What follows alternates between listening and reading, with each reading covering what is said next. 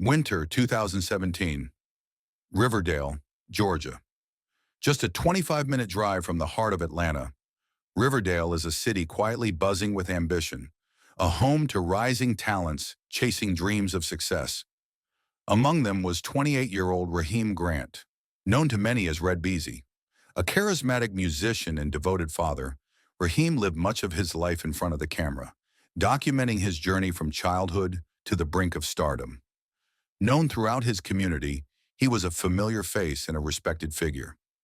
In the studio, Raheem was a one-man powerhouse, writing, mixing, mastering, and producing entire projects with unmatched skill. His passion for music and dedication to his craft left a lasting impression on everyone he encountered. Then on the evening of December 29, 2017, Raheem Grant's promising rise came to an abrupt and tragic halt. That same night, a young detective received the call that would become the defining moment of his early career. At the time, Joshua Teskey was a detective with the Clayton County Police Department. The call came into the Criminal Investigation Division, what initially seemed like a routine homicide investigation. Teskey would soon discover, however, that the case was far more complex than it first appeared. John Gossert, a senior investigator with the Clayton County District Attorney's Office in 2017, recalls the moment clearly. A 911 call had come in.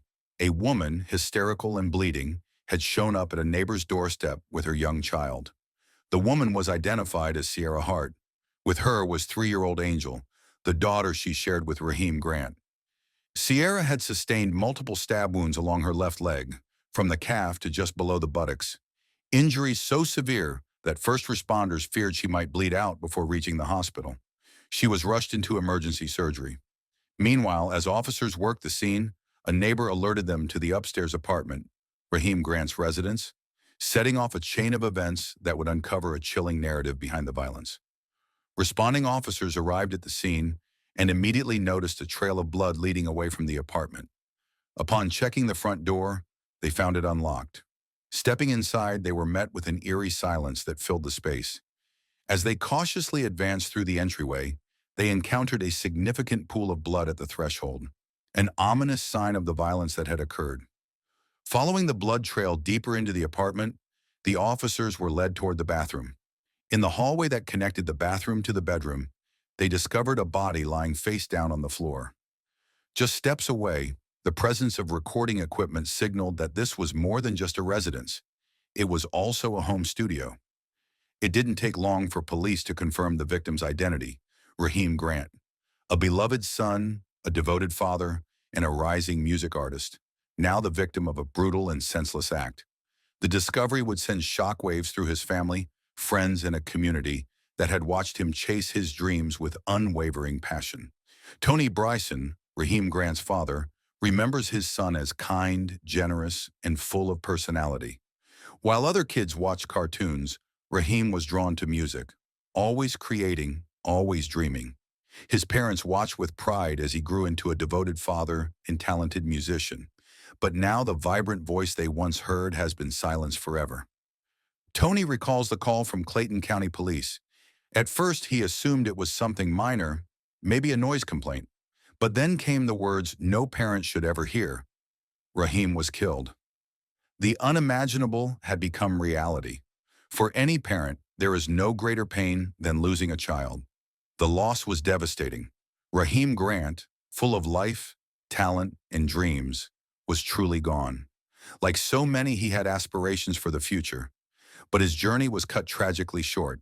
The music, the memories, the moments he shared so openly with the world had come to an abrupt end. But no one feels that loss more deeply than his young daughter, Angel. From the day she was born, Raheem balanced his career with fatherhood, seamlessly shifting between writing lyrics and capturing moments with his little girl. When he wasn't producing or posting online, he was with Angel, photographing her, playing with her, making memories. Nearly every image on his phone told the story of a father completely devoted to his child. Now questions linger. Did Raheem's openness, his constant presence online and in the public eye, make him vulnerable? And what of Angel's mother, Sierra Harp, who barely clung to life in a hospital room after suffering multiple stab wounds? Could she become the next victim? With no immediate witnesses and a chaotic scene at Raheem's apartment, investigators must turn to the evidence left behind.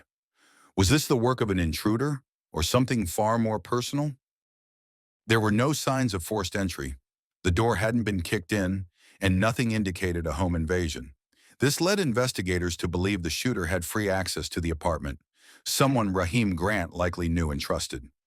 A rising figure in Atlanta's rap scene, Raheem was on the verge of a major breakthrough in his career. Could jealousy have played a role? Perhaps a rival artist or an obsessed fan crossed a dangerous line? At this point, only one person could provide answers: Sierra Harp. But as she lay hospitalized, battling severe trauma and physical injuries, her ability to speak remained uncertain. When Sierra finally regains consciousness and begins to share her version of events, the truth she reveals will send shockwaves through the city of Atlanta. It's now been 2 hours since Raheem Grant was found dead in his apartment. His rise to fame, destroyed. His role as a devoted father, cut short. The voice he once shared so boldly with the world, silenced forever. She said his heart had a long day. The words echoed as Sierra Harp, Raheem Grant's partner and the mother of his child, fought for her life in a hospital bed, unable to speak, unable to explain what happened. With Sierra sedated, investigators had no way to get immediate answers. At the same time, news of Raheem's death spread quickly. Audrey Washington, a reporter for WSB-TV Atlanta, recalls getting the call: a murder in Clayton County. Sierra had arrived at a neighbor's door, bleeding and incoherent. Police couldn't make sense of her words. Only two people had been in that apartment: Sierra and 3-year-old Angel. With Sierra unresponsive, investigators turned to their last resort, arranging a forensic interview with the only other possible witness, Raheem's young daughter. Although young Angel could speak, she was shy and overwhelmed. Understandably, she couldn't find the words to describe the trauma she had witnessed. In a matter of hours, the little girl had lost her father and watched her mother fight for her life in a hospital bed. Years before Angel was born, back in 2013, Raheem Grant and Sierra Harp shared more than artistic ambition. They shared a close bond. Sierra initially approached Raheem with hopes of helping him promote his music. She was kind, driven, and eager to build a better life for herself, having endured a difficult upbringing. Both Raheem and his family welcomed her with open arms, offering support and guidance. As they spent more time together, their relationship deepened. Within months, Sierra and Raheem became inseparable, and soon after, their daughter Angel was born. Sierra was captivated by Raheem's talent and charisma, qualities that also attracted the attention of music industry professionals. Rafael Capone, owner of Solace Album Studios, recalls meeting Raheem during that time. Back in 2013, Red Beezy recorded "Oh Well." It was a breakout track, Capone noted. He was incredibly gifted, a natural in the studio. Raheem Grant wasn't just talented, he was electric. Full of life, energy, and passion, he produced his own beats and brought undeniable presence to every studio session. On the verge of a breakthrough, he was booking shows, landing features, and building a strong social media following. Those who worked with him knew music wasn't just a hobby, it was his calling. But just as his career was gaining momentum, his life was tragically cut short. Like many artists, Raheem documented much of his journey online. But for investigators, the story behind his death wouldn't be found in posts or algorithms. It would be uncovered through physical evidence. At the crime scene, detectives observed multiple wounds on Raheem's body, including injuries to his back and a fatal one to the top of his head. His final moments had been violent and brutal. As forensic teams collected evidence, including Raheem's cell phone, bullet casings, a knife, and other items from his apartment, they also turned their attention to a neighboring unit, hoping it might hold additional clues in unraveling the truth behind his murder. Among the evidence collected, one item stood out: a gun turned over by a neighbor. She claimed it belonged to Sierra, raising immediate questions. Was this the weapon used to kill Raheem? Where did it come from? Did the shooter bring it, or was it already inside the apartment? When investigators ran the serial number, the results were clear. The gun belonged to Raheem. A holster was later found on top of the refrigerator, confirming the firearm had been kept in the home. What remained uncertain was why the gun had ended up in Sierra's hands. Had she used it in self-defense? Or had the same person who stabbed her also pulled the trigger? Now, out of surgery, Sierra was expected to survive, but her road to recovery had only begun. Detectives knew it could take days for her to mentally and emotionally process the trauma, enough to recount what happened. Meanwhile, Raheem's loved ones were left in limbo. 4 days passed before his body was released. On Tuesday, his family finally saw him, no longer the vibrant artist they knew, but a victim of brutal violence. It was in that moment they fully grasped the tragic reality. Raheem Grant had been murdered. Raheem Grant was gone. As his mother, Geraldine, prepared to lay her son to rest, Sierra Harp, after a week in the hospital, finally opened her eyes. This was the moment detectives had been waiting for. They needed answers. What had happened inside that apartment? How had Sierra survived? And most importantly, what did she remember? The truth, when it came, was staggering. After days of speculation, Sierra finally revealed what unfolded the night Raheem was killed. She admitted to shooting him. The confession stunned investigators. Sierra claimed she remembered firing at least once, but wasn't sure how many times. The mystery of who was solved, but why remained. Why would she shoot Raheem, the father of her child? Was it self-defense, a tragic accident, or something far more calculated? Can you tell me exactly what happened? I remember cooking dinner and him drinking and him taking 3 Xanaxes because I asked him not to. And when he doesn't take anything, he's fine, he's happy. And he took it anyway, so I knew to be on guard. And then he told me to go in the room because he had to take care of some business. And I remember seeing a girl sitting on the couch. Detectives now faced a new challenge, uncovering the motive behind an act that shattered so many lives. When detectives first heard there may have been a third person inside the apartment, it sparked hope for a new lead. But who was this mystery witness, and what did she see? According to Sierra Harp, this woman was present during the early moments of the altercation.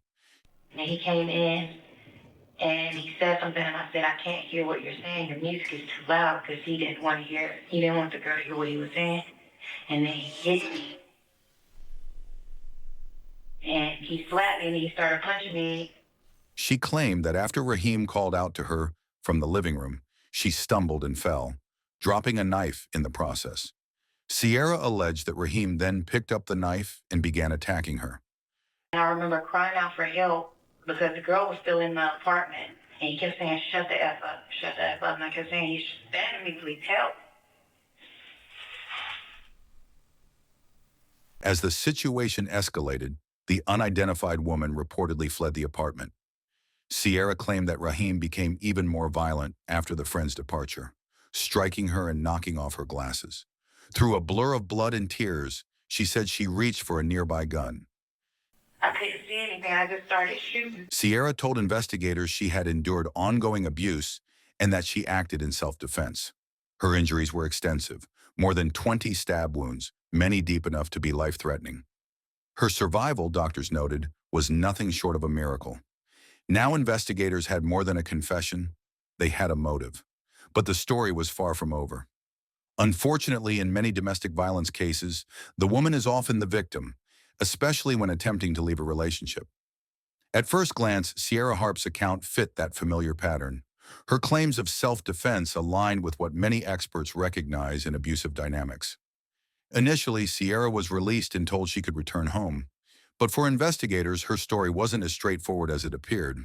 Questions began to surface. Was there more to the shooting than the domestic abuse she described?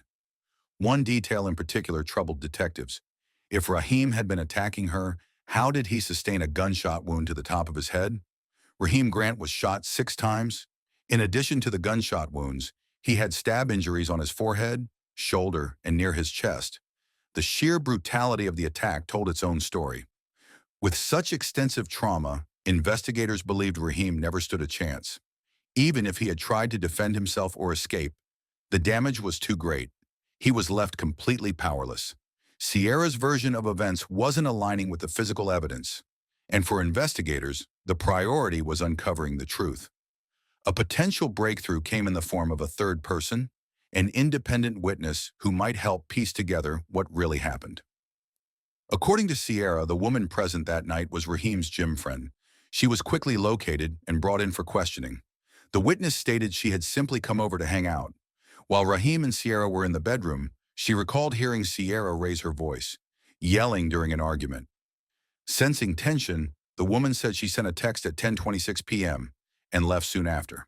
The 911 call, however, wouldn't come in until nearly 15 minutes later, leaving a significant gap in the timeline and raising questions about what unfolded during that window. How did Raheem end up in a position to be shot in the top of the head? The severity of his wounds, both stab and gunshot, made it difficult to view the incident solely as self-defense. Investigators began to suspect that Sierra's story was incomplete, if not deliberately misleading. While no one was ready to declare her a cold-blooded killer, they also couldn't accept her as a purely innocent victim.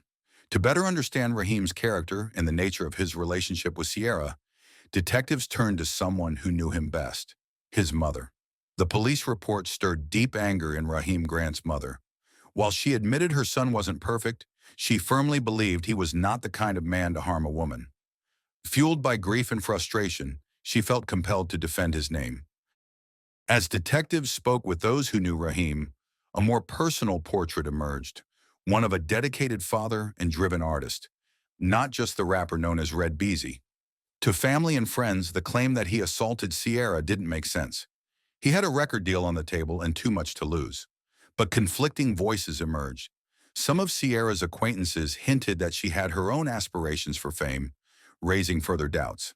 Now detectives were left to decide, was Raheem the man his loved ones knew, or the one Sierra claimed he was?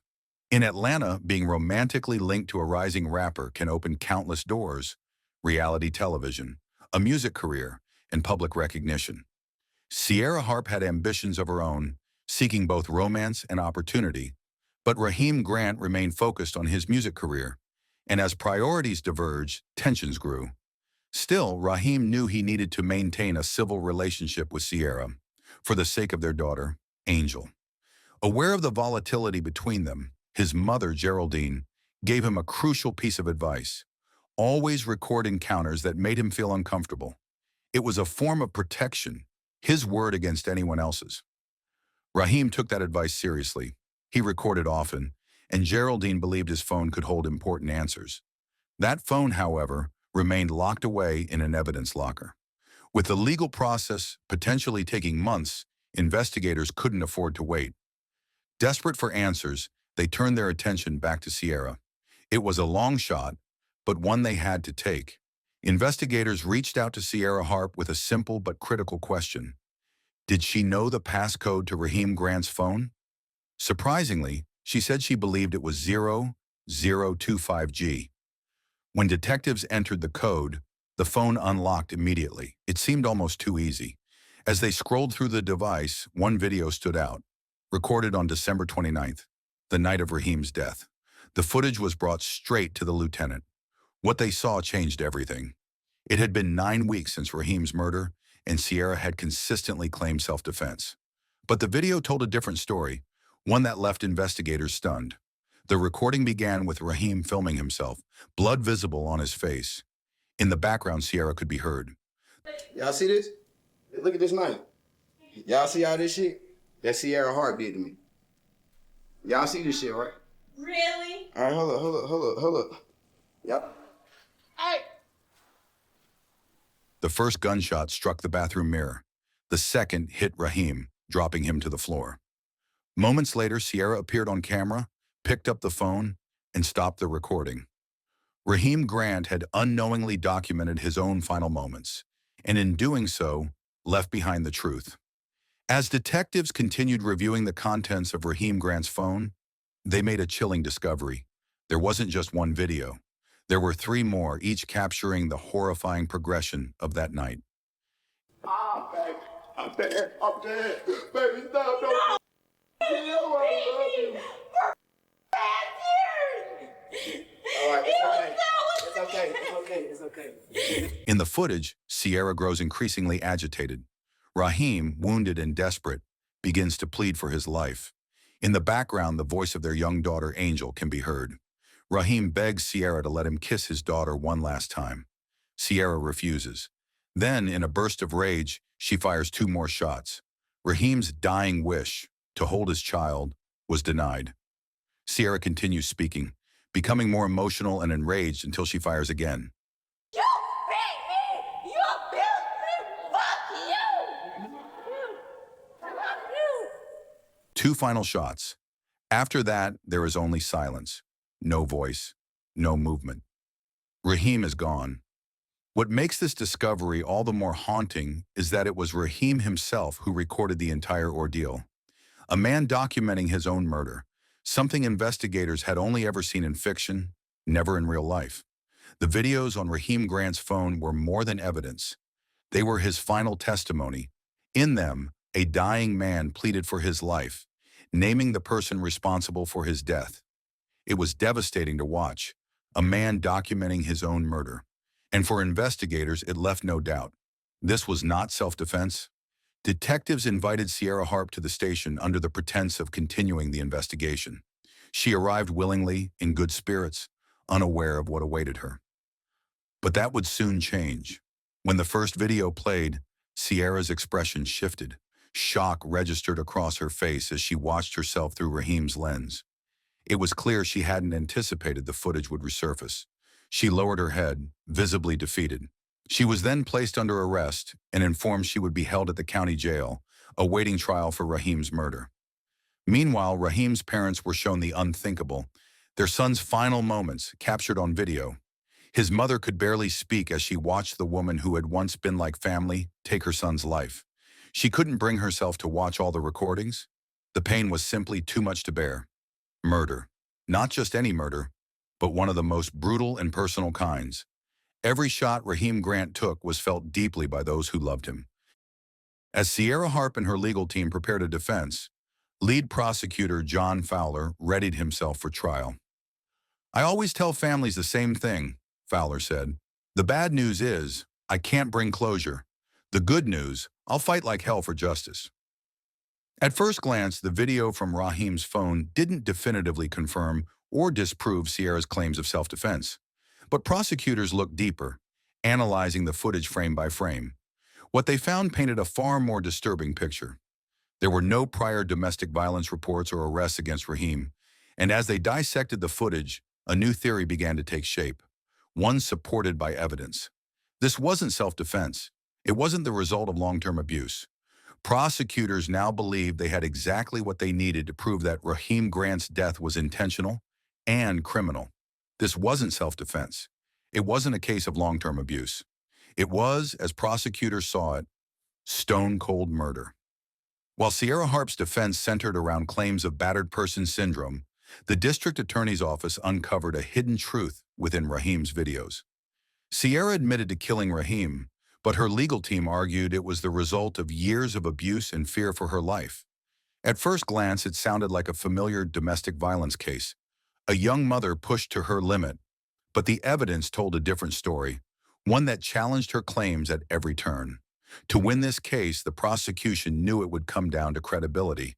And while Raheem's music persona as Red Beezy had earned him fans, it now risked overshadowing the truth in the courtroom. For his parents, the trial was its own torment, watching their son's name and character questioned, knowing he was being accused of things he never did. With Raheem unable to defend himself, it was now up to his family and the evidence to speak for him. Sierra Harp maintained her story of long-term abuse, but when the prosecution presented their case, they brought more than claims. They brought undeniable proof. As the jury watched in the stunned silence, prosecutors revealed a critical detail. A single video frame capturing Sierra's pants leg rolled up. It showed a clear view of her tattoo, without the stab wound that appeared during her hospital stay. The implication was damning. Sierra had inflicted the injuries on herself after the fact. Raheem, seen lying motionless on the floor, posed no threat. There was no possibility he could have delivered those wounds. The defense's self-defense narrative collapsed. The video, painful, haunting, and unflinching, became the centerpiece of the trial. It was the moment Raheem identified his own killer, and the jury believed him. Sierra Harp was found guilty of murder. At sentencing, she made one last emotional appeal, attempting to draw sympathy. But the evidence had already spoken, and so had justice. Raheem Grant's star was rising, and those closest to him believed Sierra Harp couldn't bear to be left behind. In the end, he never made it out of that apartment alive. Sierra's past revealed a troubled childhood, instability, abandonment, and a longing for control. But on that December night, everything she had buried came to a violent boil. In court, she claimed she wasn't in her right mind and blamed alcohol for her actions. Tearfully, she apologized to Raheem's mother and pleaded for mercy. But to Geraldine Grant Bryson, the apology rang hollow. "She's not sorry, she's just sorry she got caught," she said. "If she had the chance, I believe she'd do it again." The judge agreed with the prosecution's assessment of the crime: cold, calculated, and merciless. Sierra Harp was sentenced to 125 years in prison. It wasn't closure, but it was justice. As Geraldine reflected, "It didn't make me feel good, but it made me feel that no one else would have to go through what I went through." Had the video never existed, the truth may have never come to light. Without it, there would have been little to prove what truly happened that night. In most cases, it's up to investigators to piece together a victim's story. But in this case, Raheem Grant told it himself. With his final act, he documented the truth, giving voice to his silence and delivering justice from beyond the grave. If Raheem hadn't recorded those final videos, do you think justice would have ever been served? Do you believe Sierra Harp's sentence was fair, or do you think there's more to her story than what the videos revealed? If this story moved you or made you think, subscribe and drop a comment below. Your voice matters, and we want to hear your thoughts on this powerful and tragic case.